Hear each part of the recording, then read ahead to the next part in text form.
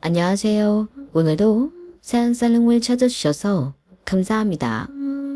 암 투병 중에 자식과 절연한 50대 여성입니다. 암에 걸린 마당에 굳이 그렇게까지 할 거 있냐고 하실지 모르겠지만 제가 오직하면 이런 결정을 내렸겠습니까? 내 몸에 10달을 품어서 낳은 금쪽 같은 새끼인데 말이죠. 그런데 죽음 앞에서도 절대로 용서가 안 되는 부분이 있더라고요. 아니, 더 정확히 말하자면 죽음을 앞두고 있기 때문에 더더욱 용서가 안 됐다고 하는 게 맞을 것 같네요. 그럼 지금부터 아들 내외와 자령까지 하게 된 제 인생 사연을 전해드리겠습니다. 저는 결혼하기 전까지는 살면서 고생이란 걸 해본 적이 없었어요.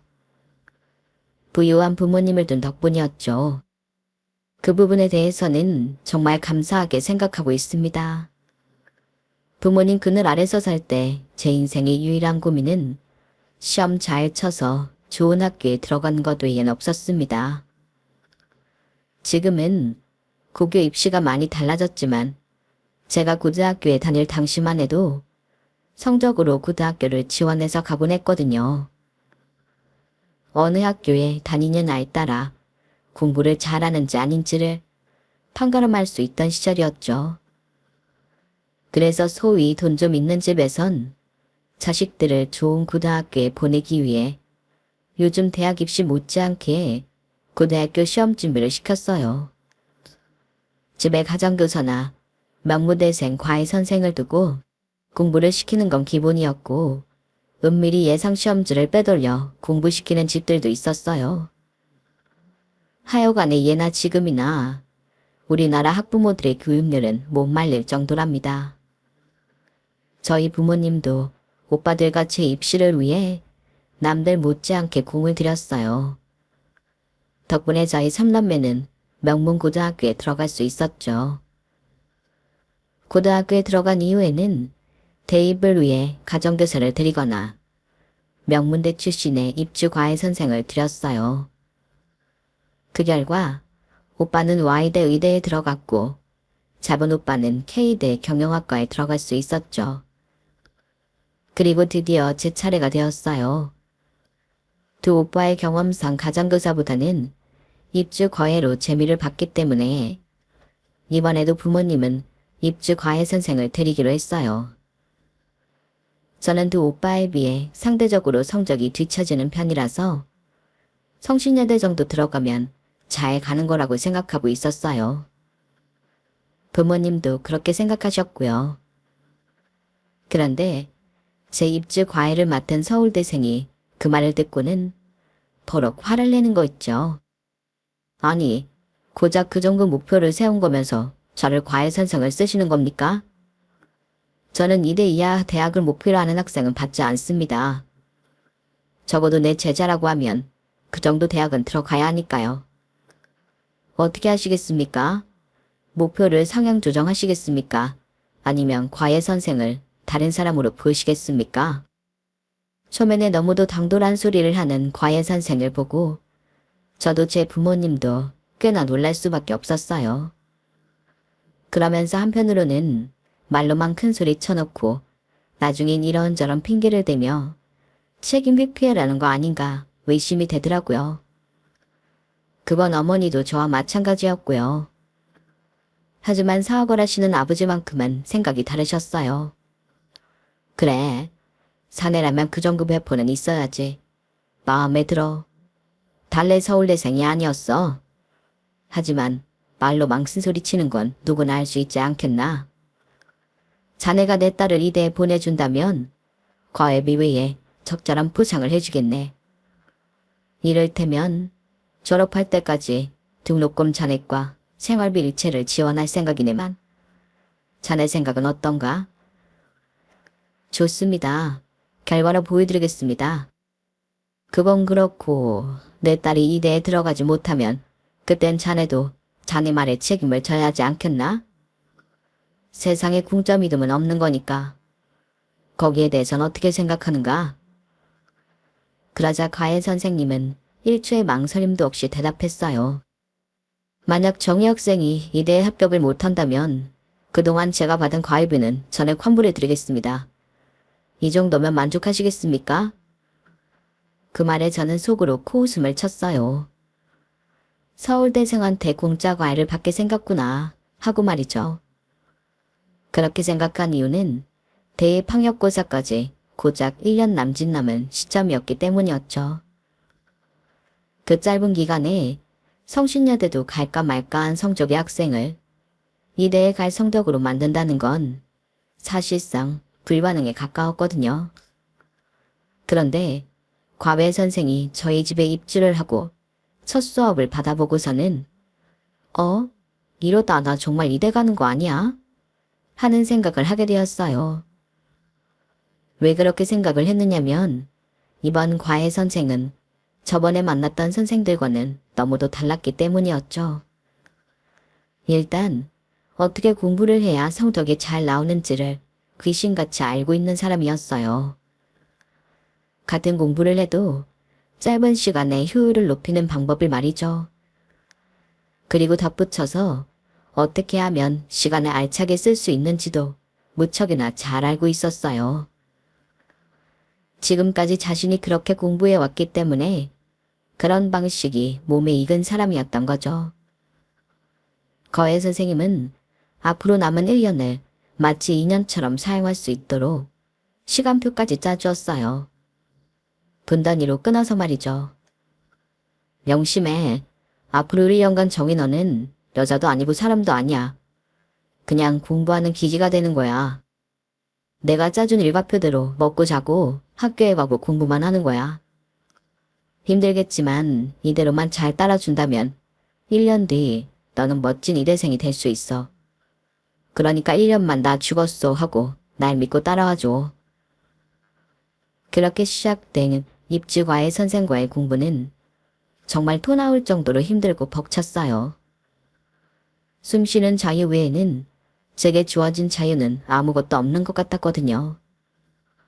학교에서 쉬는 시간에 친구들과 수다를 떨 시간도 없이 영어 단어를 외워야 했고 등하교 때 차 안에서도 수학 공식을 암기해야 했어요.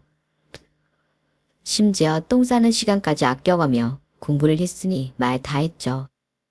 그때는 정말이지 꿈에서도 영단어를 외우고 수학 공식을 외울 정도로 공부 외에는 아무것도 없는 삶을 살았어요. 과외를 시작하고 첫 달은 너무 힘들어서 울면서 엄마한테 과외를 그만두고 싶다고 조르기도 했어요. 그런데 2달, 3달이 지나가니까 어느덧 그렇게 공부하는 게 습관이 돼서 전처럼 힘들지만은 않더라고요. 할만하다는 생각이 들기 시작했거든요. 매일같이 과외 선생님과 공부를 하고 시험을 보는 사이 저도 모르게 선생님에 대한 강한 믿음이 생기기 시작했어요. 나이는 저희 큰 오빠보다 1살이 어렸지만 왠지 진짜 어른처럼 느껴졌거든요. 말투도 그렇고 행동도 그렇고 그렇게 어른스러울 수가 없었어요. 식사 예절도 깍듯해서 저희 부모님도 칭찬하실 정도였죠. 그렇게 1년이란 시간은 지나갔고 드디어 합격자 발표 날이 다가왔어요. 지금은 학교에서 전화 연락도 오고 인터넷으로 확인할 수 있다지만 당시만 해도 해당 학교에 가서 직접 눈으로 합격자 명단을 확인해야 했어요. 저는 부모님과 함께 일찌감치 학기로 향했죠. 그리곤 합격자 명단 앞에서 제 이름을 찾느라 분주했어요. 그런데 제 이름을 찾기도 전에 누가 꽃다발을 내밀며 축하 인사를 건네지 뭐예요. 고개를 돌려보니 과외 선생님이었어요. 새벽부터 집을 나서길래 또 공부하러 학교 도서관에 가나보다 했더니 여기에 와 있었던 모양이더라고요. 정야, 합격 축하한다. 그동안 정말 고생 많았어. 과외 선생님이 환하게 웃는 모습을 본 건 그날 처음이었어요. 늘 표정도 없이 로봇처럼 딱딱하게 굴길래 이 사람은 인간미가 없는 사람인가 보다 생각했는데 그게 아니더라고요. 뒤늦게 합격자 명단에서 제 이름을 찾은 어머니는 눈물을 글썽이며 저를 끌어안으셨어요. 아휴, 내 새끼 고생했다. 고생했어. 우리 딸이 이대생이 됐구나. 명수 학생, 정말 고마워. 명수 학생이 아니었으면 우리 애가 이 학교에 원서나 써볼 수 있었겠어? 고마워. 정말 고마워. 내가 이 은혜는 절대 안 잊을게. 어머니는 눈물을 글썽이며 과외 선생님한테 몇 번이나 고맙다는 말씀을 하셨어요. 그리고 아버지는 세상을 다 가진 사람처럼 흡족하게 웃으시곤 저를 꼭 안아주셨죠. 잘했다. 우리 딸이 아주 큰일을 해냈어. 그리고 명수 학생, 약속대로 남원학교 등록금은 물론 취업할 때까지 생활비까지 모조리 내가 내줌세. 정말 수고했네. 아버지는 원래 약속 외에도 상당한 금액의 금일봉까지 내주셨어요. 하지만 웬일인지 과외 선생은 그 돈을 받지 않겠다고 하더군요. 생활비 지원도 약속대로 졸업학기까지만 받겠다고 했고요. 아버님께서는 약속하신 부분만 지켜주시면 됩니다. 너무 과한 보상은 제가 불편하거든요. 과외 선생님은 평소 생활에서 보였던 딱 부러지는 성격대로 보상 문제에 있어서도 자신의 뜻을 굽히지 않았어요. 선생님의 이런 행동은 저희 부모님으로 하여금 더 깊은 신뢰감을 얻었고 이후에 벌어질 일에 어느 정도 플러스 요인이 되기도 했어요. 그게 무슨 일이냐면 바로 저와의 교제 문제였죠. 여고생과 과외 선생님이라고는 하지만 사실 나이 차이는 그리 많이 나지 않잖아요. 젊은 남녀가 1년을 한 집에서 살며 매일같이 붙어서 공부를 했는데 정분이 안 나면 그게 더 이상한 거죠. 특히나 공부를 하면서 과외 선생님한테 많이 의지했던 터라 연정으로 이어지는 건 시간 문제였어요. 이 선생님이 아니면 안 된다는 생각은 시간이 흐르면서 이 남자가 아니면 안 되겠다는 생각으로 바뀌었거든요. 그런데 말이죠. 제 과외 선생님이 얼마나 치밀한 사람이었는지 아세요? 이 사람은 처음 저희 집에 면접을 보러 왔을 때부터 이 모든 걸 계획했다더라고요. 제가 대학에 합격하고 며칠 뒤 제게 저희 집을 나가게 된 선생님은 이런 말을 했어요. 다음에 볼 땐 과외 선생과 학생이 아닌 윤정이랑 김명수를 인사하자. 조만간 다시 보자. 땐 그게 뭐가 다른 건가 의아했는데 대학에 입학하고 4월이 되어서야 그 의미를 알게 되었어요. 선생님이 저희 학교 근처로 찾아왔더라고요. 캠퍼스 안까지는 못 들어오고 교문 앞까지요. 지금은 이대 캠퍼스가 많이 변했지만 당시만 해도 정문 근처에 다리가 있었어요. 그 밑으로 기차가 지나다녔거든요. 어디서 시작된 속설인지는 모르겠지만 그 다리 위에서 침을 뱉어 지나가는 기차 지붕에 떨어뜨리면 사랑이 이루어진다는 얘기가 있었어요. 과외 선생님을 마음에 두고 있던 저는 친구들 몰래 몇 번 침을 뱉어본 적이 있어요. 하지만 사람들 눈을 피해 몰래 저지른 기행이라서 한 번도 기차에 침을 맞춘 적은 없었죠. 그날은 같은 과 동기들과 대강당 계단을 내려오고 있었는데 마침 기차 경적 소리가 들리더라고요. 그때 동기 하나가 제 손을 잡더니 다리 쪽으로 달리기 시작했어요. 정이야, 지금이야. 얼른 침 뱉어봐. 그 말에 당황하기는 했지만 곁에 친구도 있겠다. 왠지 혼자일 때보다 덜 창피할 것 같아서 얼른 침을 뱉었어요. 그랬더니 정확히 기차 지붕 위로 떨어지더라고요. 해냈다는 기쁨에 주먹을 불끈 쥐었더니 친구가 배시시 웃으며 그러는 거예요. 기집애, 이걸 그렇게 하고 싶었던 거야? 응, 그마긴. 며칠 전에 봤어. 너 여기서 몰래 기차에 침 뱉는 거. 넌 똑똑한 애가 그런 헛소문을 믿었니? 그 소문 근처 여고 애들이 지어낸 거야.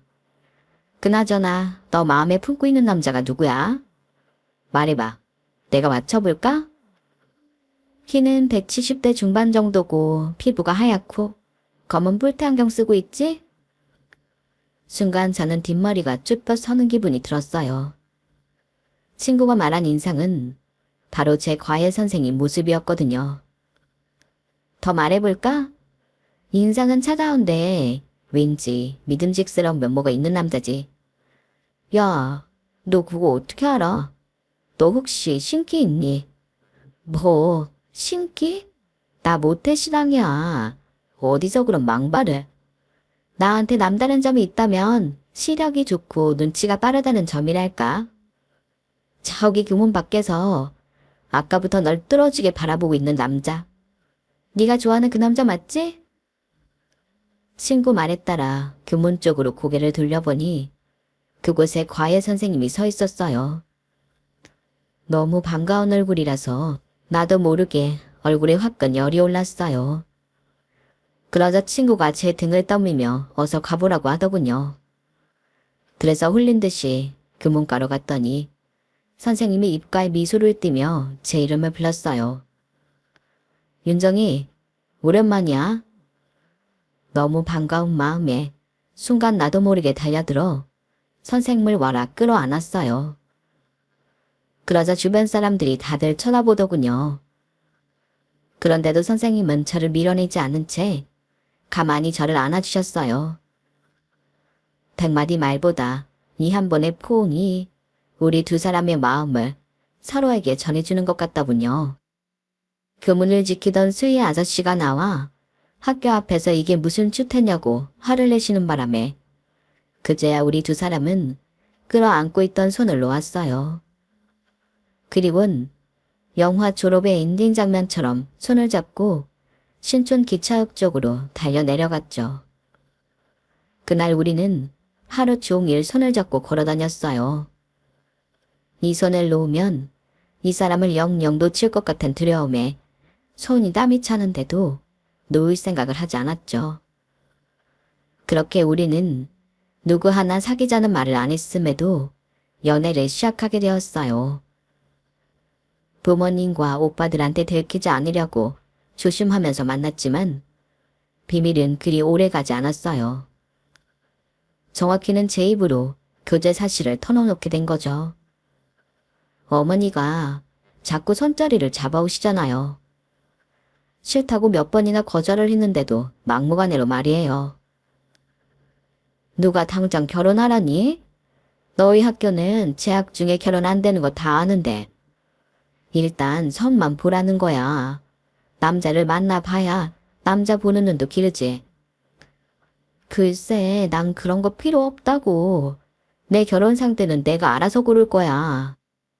네가 뭘 알아서 남자를 골라? 남자 한번 만나본 적도 없는 쑥맥이.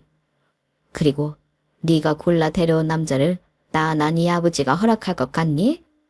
보리도 없어 얘. 네가 데려오는 남자라고 해봐야 뻔하지. 얼굴만 반반해선 학벌도 직업도 변변찮은 놈일 텐데. 아니야. 서울대 다니는 멀쩡한 사람이라고. 엄마도 우리 선생님 정도면 훌륭한 신랑감이라고 했잖아. 아뿔싸. 말을 채 다 뱉기도 전에 저는 제 입을 꿰매버리고 싶어졌어요. 하지만 이미 늦어버렸죠. 이미 어머니께서 다 들어버리셨으니까요. 그날 밤 엄마는 머리를 싸매고 자리에 누우셨고 퇴근 후 집으로 돌아오신 아버지는 어머니를 통해 제가 선생님과 만나고 있다는 얘기를 들으셨어요. 이러다 사랑의 도피라도 해야 되는 거 아닌가 걱정을 하고 있었는데 가정부 아주머니가 제 방문을 두드렸어요. 아버지가 저를 찾으신다고 안방으로 가보라고 하더군요. 이제 죽었다 생각하고 떨리는 마음으로 안방문을 열었는데 어찌된 일인지 부모님 표정이 나쁘지 않더라고요. 불과 1시간 전까지만 해도 죽 써서 개주게 됐다고 한탄을 하시던 어머니도 언제 그랬냐는 듯 멀쩡하시더라고요. 그래, 네 엄마한테 얘긴 들었다. 주말에 집으로 오라고 해라. 아버지, 제가 좋아하는 거예요. 선생님은 아무 잘못 없어요. 그러니까 혼내시려거든 저를 혼내세요. 네? 내가 너를 왜 혼을 내? 다 큰 성인이 연애주 만나고 혼낼 것 같으면 이 나라에 안 혼나도 될 사람이 어디 있겠니? 내가 김 선생하고 나눌 이야기가 있어서 그러니까 지레 겁먹지 말고 불러. 네 아버지 그리 속 좁은 사람 아니다. 아버지를 못 믿는 건 아니었지만 그래도 걱정은 됐어요. 그런데 이런 걱정이 무색하게도 분위기는 상당히 좋았어요. 아버지는 진작부터 가해 선생님을 사익감으로 생각하고 있었더라고요. 단지 가정 형편이 어려울 뿐 능력도 있고 배짱도 있어서 마음에 드신다고 했어요. 어머니 역시 아버지한테 설득당해서 더는 반대를 하지 않으셨죠. 만약 자네가 가벼운 마음으로 내 딸을 만나는 거라면 지금이라도 당장 그만두게. 결혼을 전제로 한 만남이 아니라면 나는 두 사람 관계를 인정하지 않겠네. 그런 걱정이라면 하지 않으셔도 됩니다. 저 역시 미래를 생각하고 신중하게 만남을 시작한 거니까요. 이 댁에 처음 왔을 때부터 결심한 겁니다. 정희가 대학을 졸업할 때까지는 걱정하시는 일 없도록 조심하겠습니다. 여자라고 해서 집에서 살림만 해야 한다고 생각하는 막힌 사람은 아니니까요. 선생님의 그 말이 저희 부모님을 안심시켰는지 모르겠지만 솔직히 저는 마냥 좋지는 않았어요. 그렇잖아요. 한창 젊은 남녀가 만나서 조선시대 남녀처럼 내외를 하는 건 조금 그렇잖아요. 하지만 거기에 대해 제가 뭐라고 할 수는 없었어요. 그랬다가는 제가 너무 발랑 까진 여자처럼 보일 것 같았거든요. 자기가 입 밖으로 내뱉은 말은 어떻게든 지키는 선생님이었기에 저는 정말 대학을 졸업할 때까지 아무 일 없이 연애를 했어요. 그리고 드디어 결혼을 하게 되었죠.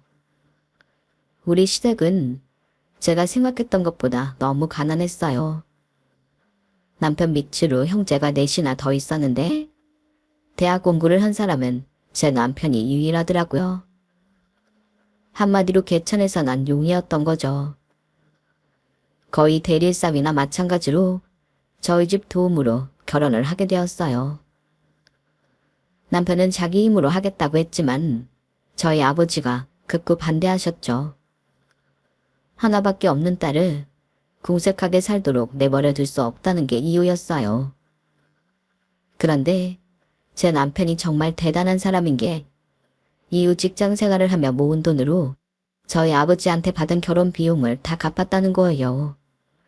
그렇게 하기까지 약 10년이나 걸렸지만요. 이러니 제 친정 아버지가 제 남편을 예뻐하지 않을 수가 있겠어요? 모르긴 해도 친자식들보다도 제 남편이 더 믿어오셨을 것 같아요. 그러니 회사도 제 남편한테 물려주신 거겠죠. 어차피 큰 오빠는 의사로 살고 있었고 작은 오빠는 어디에 얽매이는 걸 싫어하는 사람이었어요. 그러니 회사를 맡을 사람은 제 남편밖에 없기도 했어요. 그렇게 회사를 물려받은 남편은 저희 아버지가 운영하던 때보다도 회사를 더 많이 키웠어요. 하지만 자신의 몸도 챙기지 않고 일에 빠져 살던 남편은 회사 대표가 된 지 8년 만에 병을 얻게 되었죠. 대장암이었어요. 이미 수술 시기를 놓친 뒤라서 남편은 암 판정을 받고 1년도 채 안 돼서 세상을 떠나고 말았어요. 그 바람에 회사는 연로하신 아버지가 잠시 맡으셨다가 전문 기업인에게 회사를 맡기게 되었어요. 19년간의 결혼 생활은 그렇게 끝이 나버렸죠. 늘 일에 치여 살던 남편은 결혼 20주년이 되면 함께 유럽 여행을 떠나자고 했었지만 그 약속은 끝내 지키지 못했어요. 제 남편이 제기했던 약속 중 유일하게 지키지 못한 거였어요. 이듬해 남편의 첫 기일날 저는 남편이 아끼던 오래된 만년필을 가지고 혼자서 유럽 여행을 떠났어요. 그 만년필은 남편이 회사에 취직했을 때 제가 선물로 사준 거였어요. 중요한 서류는 모두 그 만년필로 사인을 하곤 했었죠. 그럴 일 없지만 남편의 만년필을 손에 쥘 때마다 남편의 온기가 느껴지는 것 같았어요. 그래서 혼자 여행하는 내내 곁에 남편이 있는 것만 같더라고요. 그래도 저도 모르게 관심이 됐었나 봐요. 유럽은 우리나라와 달리 치안이 안 좋다는 걸 깜빡해버린 거죠. 사진을 찍느라 정신이 팔려서 벤치에 내려놓은 손가방이 사라진 걸 뒤늦게 알게 되었어요. 사실 그 안에는 휴지와 잔돈이 들어있는 똑딱이 지갑뿐이어서 그리 큰 피해는 아니었지만 딱 하나 준비한 게 들어있었어요. 바로 남편의 만년필이었죠. 다른 건 몰라도 그 연필만큼은 찾고 싶었어요. 그래서 사람들한테 물어 경찰서까지 가게 되었죠. 하지만 이태리 경찰들은 아무 도움이 되지 못했어요. 돈도 얼마 안 들었으니 그냥 잊으라고 하더군요. 그 말이 어찌나 화가 났는지 저도 모르게 소리를 버럭 질렀어요. 그러자 옆에 있던 동양인 남자 하나가 저를 말리더군요. 그 남자는 어눌한 한국어로 그러면 안 된다고 했어요. 이태리 경찰은 성질이 더럽다면서 말이죠. 그리고는 저를 데리고 밖으로 나갔어요.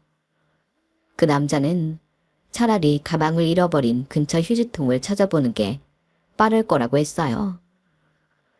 가방을 훔쳐간 도둑이 돈이 얼마 안 된 걸 확인하고는 아마도 가방을 근처에 버렸을 거라면서요. 그렇게 저는 난생 처음 본 남자와 함께 도둑 맞은 제 가방을 찾아 휴지통을 뒤지고 다녔어요. 시간이 얼마나 지났을까요? 저보다 더 열심히 휴지통을 뒤지던 젊은 남자가 급하게 저를 부르더라고요. 달려가 보니 남자 손에 제 가방이 들려 있었어요. 가방 속에는 지갑을 제외한 모든 게 그대로 남아 있었죠. 남편의 낡은 만년필도요.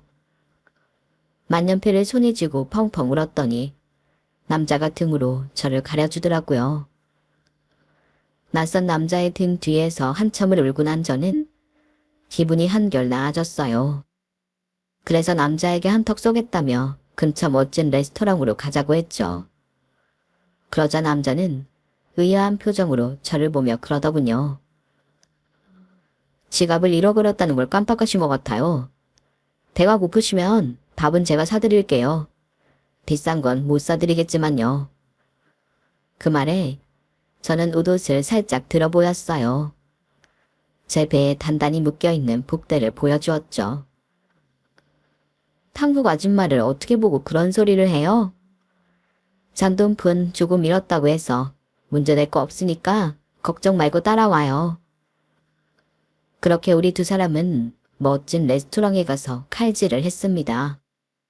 비록 가격은 비싸지만 확실히 이태리 음식이 맛있긴 하더라고요. 나를 위해 몇 시간 동안 쓰레기통을 뒤져둔 남자한테 맛있는 한 끼를 대접할 수 있어서 다행이다 싶었어요. 식사를 하는 동안 남자와 대화를 해보니 이 사람은 부모에게 버림받고 해외로 입양된 한국 이방아였더라고요. 그래도 기특한 게 자기 뿌리를 찾고 싶다는 생각에 한국어를 열심히 독학했다고 하더군요. 조만간 한국에 가서 친부모를 찾아볼 거라고 했어요. 그럼 그때는 내가 같이 찾아줘야겠네요. 오늘 받은 돈은 내가 꼭 옆에 이자를 쳐서 갚을게요. 그러니까 한국에 오거든 꼭 연락해요. 우리는 서로 연락처를 주고받고 헤어졌어요. 얼마 뒤 다시 만나게 될 거라는 사실은 모른 채로요. 혼자 유럽 여행을 마치고 집으로 돌아온 자는 그제야 조금은 남편에 대한 그리움을 벗어 던질 수가 있었어요. 내게는 앞으로 혼자 키워야 할 고등학생 아들이 있었기에 이대로 주저앉을 수는 없다고 생각했거든요. 사실 제가 밖에서 일을 하지 않아도 먹고 살 돈은 충분했어요. 남편이 열심히 벌어놓은 돈도 있었고 친정 아버지가 증여해 주신 건물과 상가도 있었으니까요. 하지만 그렇다고 해서 평생 놀고 먹고 싶지는 않았어요. 그건 내 자식한테도 떳떳하지 못한 모습일 테니까요.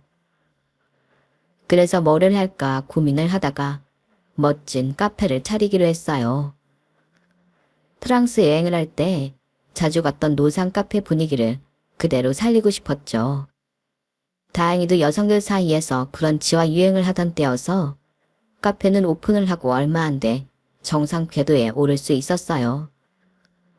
저희 가게에서 일하던 바리스타가 실력이 좋았던 이유도 있지만 카페 성공의 가장 큰 이유는 바로 주방장이었어요. 예전에 이태리에서 제 가방을 함께 찾아주었던 그 청년이 저희 카페 주방장이었거든요. 이태리에서 요리 공부를 하던 남자는 제가 카페를 차리는데 주방장이 필요하다는 말을 듣고는 한국으로 달려와 줬어요. 한국에서 일을 하면서 친부모를 찾으려고 했던 거죠. 한국에 가면 금방 친부모를 찾을 수 있을 것만 같았겠지만 실상은 그렇게 쉽지만은 않았어요. 입양을 담당했던 홀트 복지관에 찾아갔지만 친부모를 찾을 수는 없었어요. 그렇다고 손을 놓고 있을 수는 없어서 업체를 통해 남자의 부모를 찾아 나섰죠. 몇 개월간의 기다림 끝에 남자의 친모를 찾을 수 있었어요.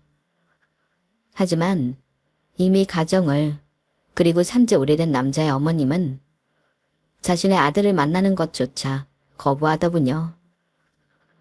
자신의 과거를 모르는 남편과 가족들한테 오래전에 버린 아들의 존재를 들키고 싶지 않았던 거죠.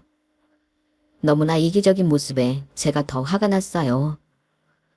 그런데 오히려 남자는 자신의 어머니를 이해한다고 하더군요. 저는 양부모님을 통해 충분히 사랑을 받고 자랐어요. 제가 친부모님을 찾으려고 했던 건 이제 와서 함께 살려고 했던 건 아니에요. 원망을 하려고 했던 건 더더욱 아니고요. 저는 양부모님 사랑을 받으며 잘 자랐고 훌륭한 성인이 되었다는 걸 보여드리고 싶었을 뿐이에요. 그런데 그런 제 마음이 부모님의 인생에 방해가 된다면 하지 않는 게 맞는 거겠죠. 이거면 됐어요. 더는 어머니를 힘들게 하고 싶지 않아요. 이렇게 마음이 예쁘고 속 깊은 사람이 또 어디 있을까요?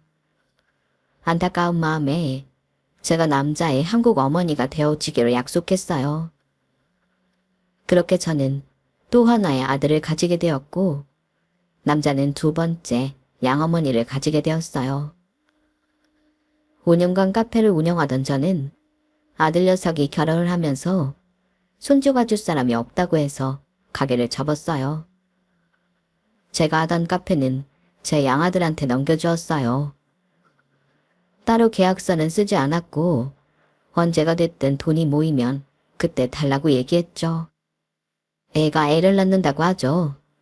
제 아들은 군대에도 가기 전인 대학교 1학년 때 같은 과 여학생과 사귀면서 속도 위반으로 아이를 낳아 결혼했어요. 처음엔 결혼을 반대하던 사돈은 저희 집에 재산이 꽤 있다는 것을 알고는 결혼을 승낙해 주었죠. 솔직히 말해서 둘 사이에 아이만 생기지 않았다면 저는 그 집과 사돈을 맺고 싶지 않았어요.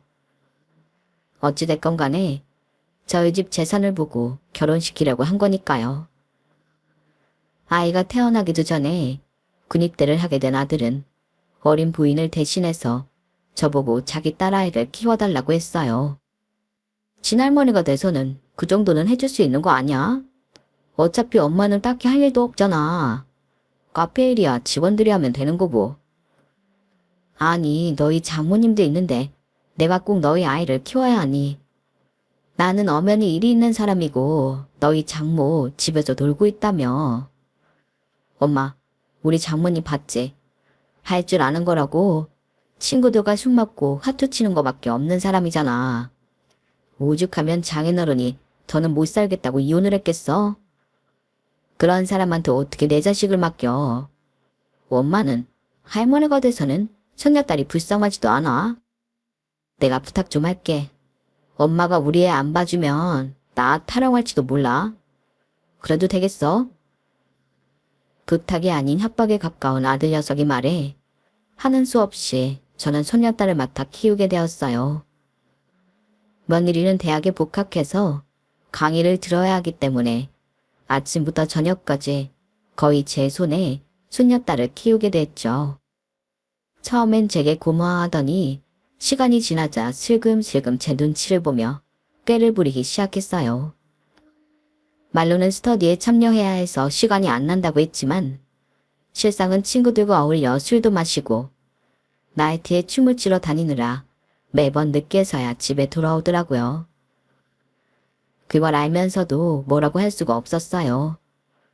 한참 놀고 싶은 나이라는 걸 저도 아니까요.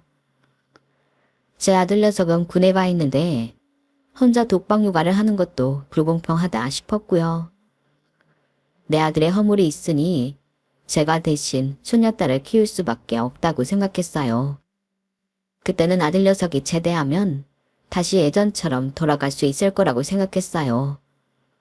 하지만 이건 어디까지나 내 착각이었더라고요. 아들 녀석은 제대한 이후에도 자기 딸아이를 제게 맡겼어요. 엄마, 나 이제 복학했어.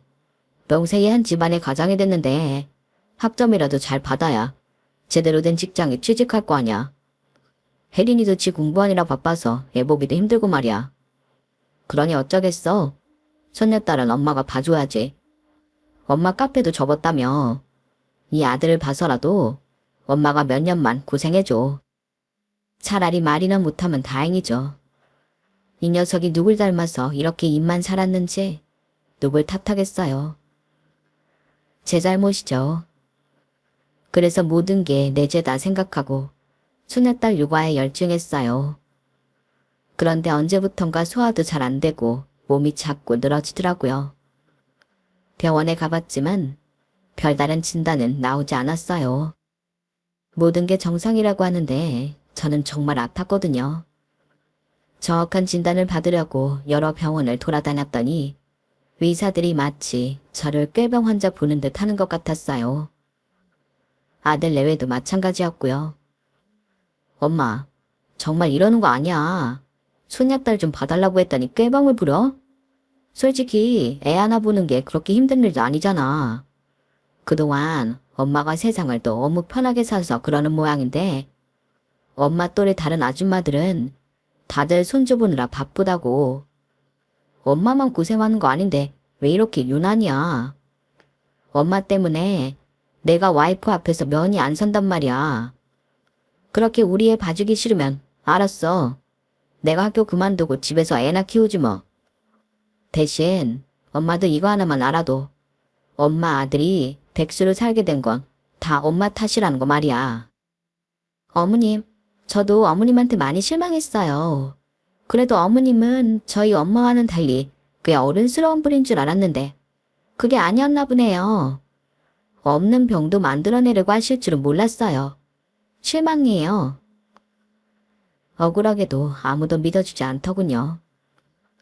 내 속으로 낳은 자식도 그런데 남의 자식이 믿어줄 리 없죠. 착잡한 마음에 전에 하던 카페에 찾아갔어요. 그랬더니 양아들 녀석이 저를 보자마자 대뜸 그러더군요. 엄마, 어디 아파요? 안색이 너무 안 좋아요. 병원에는 가봤어요? 의사가 뭐라 그래요? 어디가 잘못된 거래요?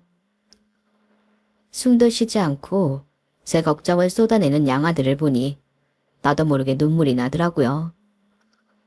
내 자식은 내가 꾀병을 부리는 거라고 오히려 야속해 하던데 피 한 방울 섞이지 않은 양아들은 이렇게도 나를 걱정해주니 말이에요.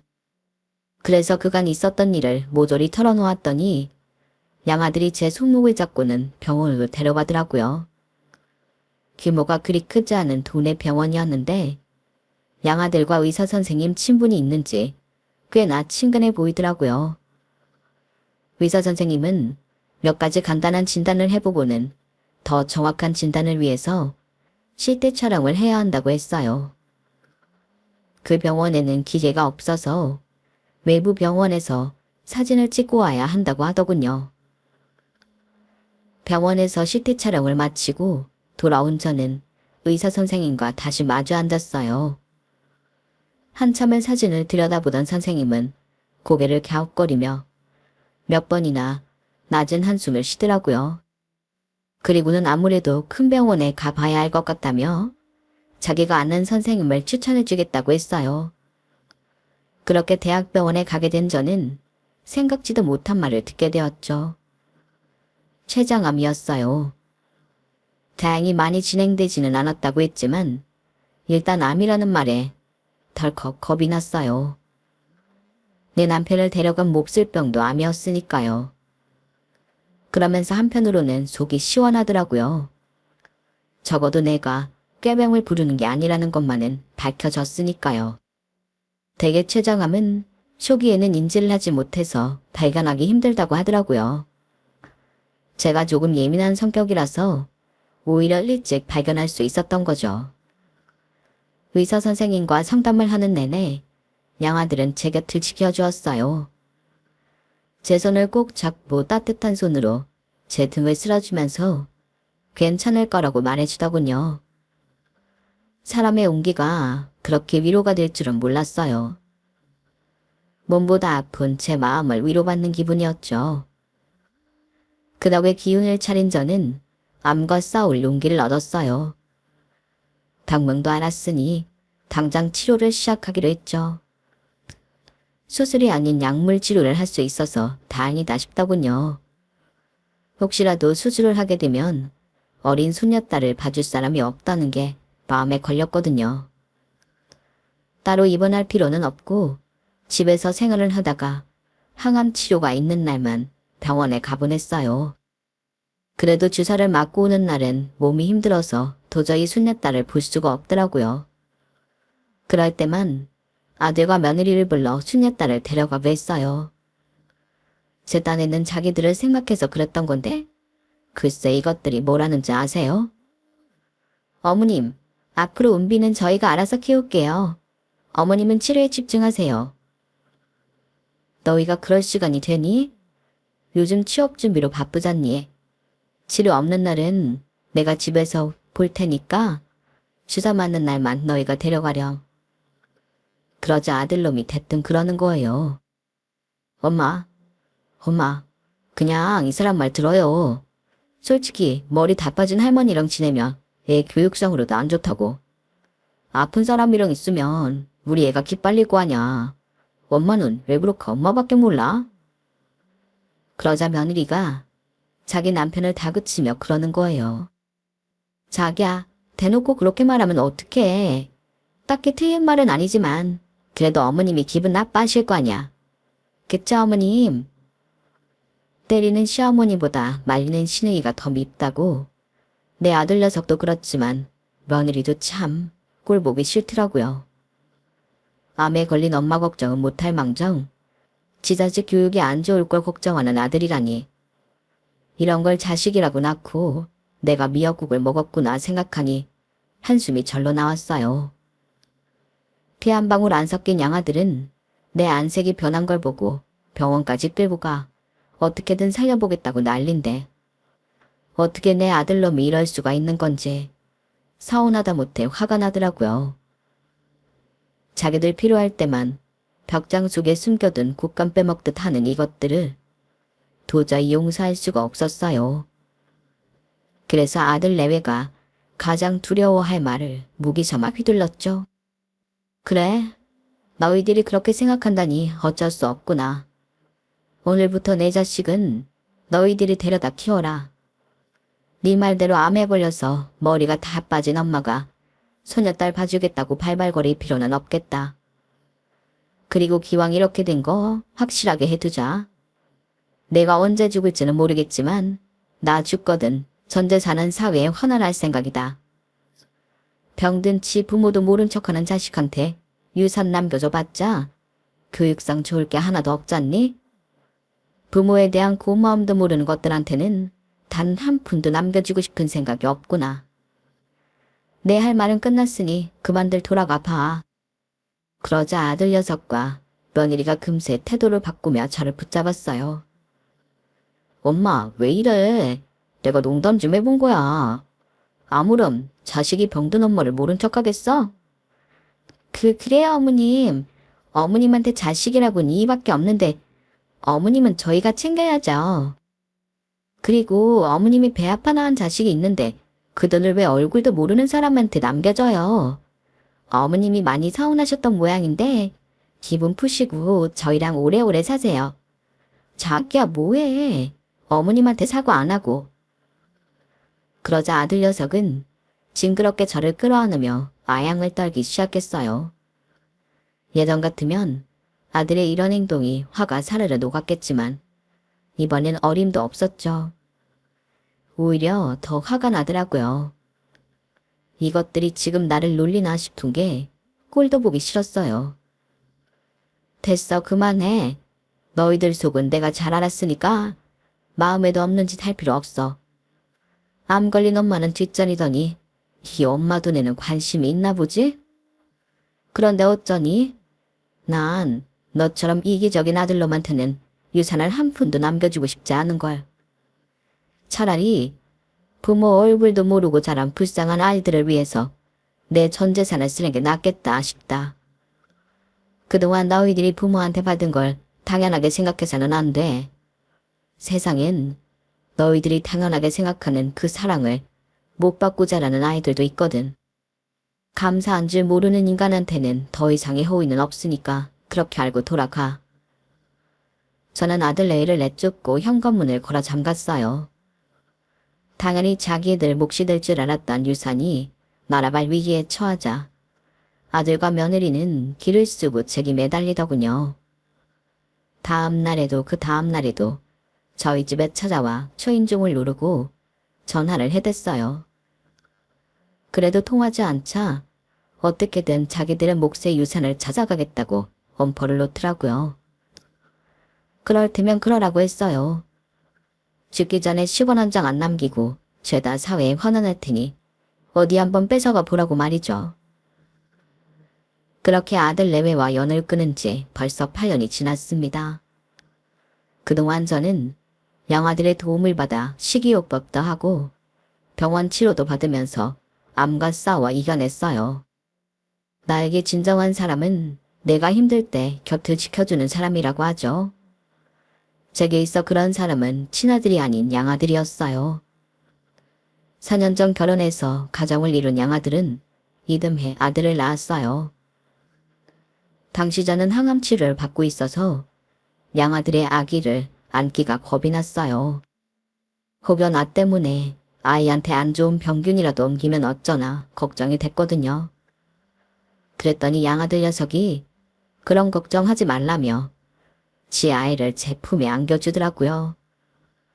작고 따뜻한 생명체를 가슴에 안으니 마치 우주가 내 품 안으로 들어온 것 같은 기분이 들었어요. 성스러운 기분이라고 해야 할까요? 내 눈에선 나도 모르게 뜨거운 눈물이 흘렀지만 이상하게도 너무 행복해서 웃음이 났어요. 우는 건지 웃는 건지 모를 제 표정에 양아들과 양며느리는 깔깔대며 웃더군요. 그리고 얼마 뒤 저는 완치 판정을 받았어요. 제 몸에서 암세포가 온전히 사라진 그날 저는 제가 가지고 있는 재산 중 절반을 사회에 환원했어요. 제 양아들과 비슷한 처지인 아이들에게 조금이나마 도움이 되기를 바라는 마음이 있었거든요. 물론 제 아들은 이런 사실을 꿈에도 모르고 있어요. 제가 아들에게 알리지 않은 채 이런 일을 벌인 데에는 그럴 만한 이유가 있어요.